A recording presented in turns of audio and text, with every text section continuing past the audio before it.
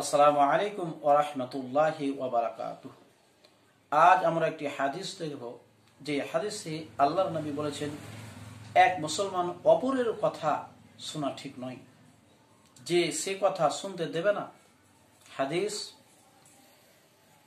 আন ইবনে আব্বাস রাদিয়াল্লাহু তাআলা আনহুমা قال قال رسول الله صلى الله عليه وسلم من تسمع حديث قوم وهم له كارهون صب في أذنيه العنق يوم القيامة।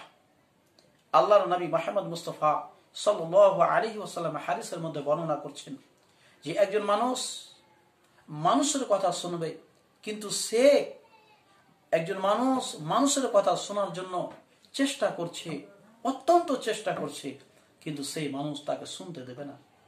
ধরেন দুইজন মানুষ কথা বলছে, আর একজন মানুষ যখন আসে তখন অন্য কোনো কথা বলতে আরম্ভ করে দেয়, তাকে শুনতে দেবে না। সে যদি তাকে শুনতে না দেবে, তারপরেও সে চেষ্টা চালালো শোনার জন্য, আল্লাহ রাব্বুল আলামিন নবী বলছেন, হাদিস বুখারী, আল্লাহর নবী বলছেন কিয়ামতের দিন তার কানে যেন কাঁচ গলিয়ে তার কানে ঢালা হবে, তার কানে দেওয়া হবে। অতএব ভয়াবহ আযাব রয়েছে।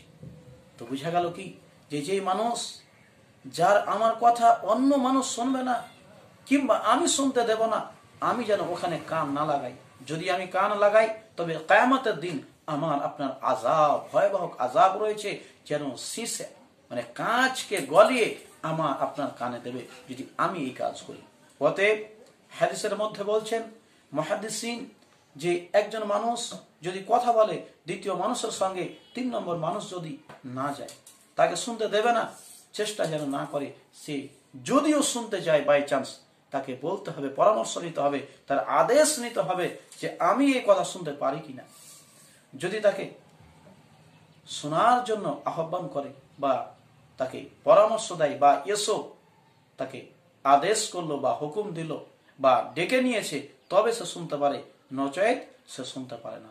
অতএব আজ আমরা মুসলমান, আমাদের করণীয় হবে যে এক মুসলমান ভাই অপর মুসলমানের কথা লুকিয়ে, জানালা দিয়ে বা রুম দিয়ে বা অন্যান্য কোনো জায়গা দিয়ে রাত্রির অন্ধকারে যে না শুনি।